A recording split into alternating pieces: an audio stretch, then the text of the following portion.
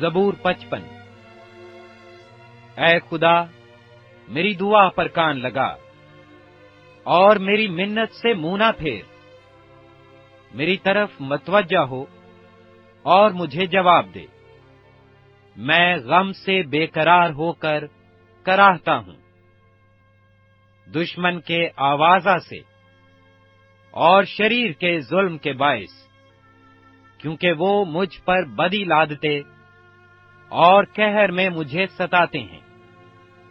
میرا دل مجھ میں بےتاب ہے اور موت کا ہول مجھ پر چھا گیا ہے۔ خوف اور کپ کپی مجھ پر طاری ہے، ہیبت نے مجھے دبا لیا ہے، اور میں نے کہا کاش کے کبوتر کی طرح میرے پر ہوتے، تو میں اڑ جاتا اور آرام پاتا۔ پھر تو میں دور نکل جاتا اور بیابان میں بسیرا کرتا۔ میں آندھی کے جھونکے اور طوفان سے کسی پناہ کی جگہ میں بھاگ جاتا۔ اے خداوند، ان کو ہلاک کر اور ان کی زبان میں تفرقہ ڈال، کیونکہ میں نے شہر میں ظلم اور جھگڑا دیکھا ہے۔ دن رات وہ اس کی فصیل پر گشت لگاتے ہیں، بدی اور فساد اس کے اندر ہیں، شرارت اس کے بیچ میں بسی ہوئی ہے، ستم اور فریب اس کے کوچوں سے دور نہیں ہوتے۔ جس نے مجھے ملامت کی وہ دشمن نہ تھا، ورنہ میں اس کو برداشت کر لیتا، اور جس نے میرے خلاف تکبر کیا وہ مجھ سے عداوت رکھنے والا نہ تھا، نہیں تو میں اس سے چھپ جاتا، بلکہ وہ تو ہی تھا جو میرا ہمسر، میرا رفیق اور دلی دوست تھا۔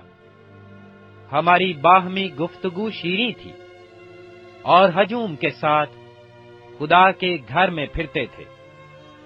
ان کو موت اچانک آ دبائے، وہ جیتے جی پاتال میں اتر جائیں، کیونکہ شرارت ان کے مسکنوں میں اور ان کے اندر ہے۔ پر میں تو خدا کو پکاروں گا اور خداوند مجھے بچا لے گا۔ صبح و شام اور دوپہر کو میں فریاد کروں گا اور کراہتا رہوں گا، اور وہ میری آواز سن لے گا۔ اس نے اس لڑائی سے جو میرے خلاف تھی میری جان کو سلامت چھڑا لیا، کیونکہ مجھ سے جھگڑا کرنے والے بہت تھے۔ خدا جو قدیم سے ہے سن لے گا اور ان کو جواب دے گا۔ یہ وہ ہیں جن کے لیے انقلاب نہیں اور جو خدا سے نہیں ڈرتے۔ اس شخص نے ایسوں پر ہاتھ بڑھایا ہے جو اس سے صلح رکھتے تھے۔ اس نے اپنے عہد کو توڑ دیا ہے۔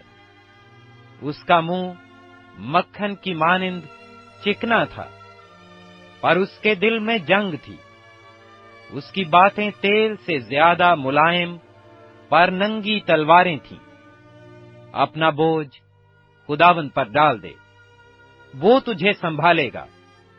وہ صادق کو کبھی جنبش نہ کھانے دے گا۔ لیکن اے خدا، تو ان کو ہلاکت کے گڑھے میں اتارے گا۔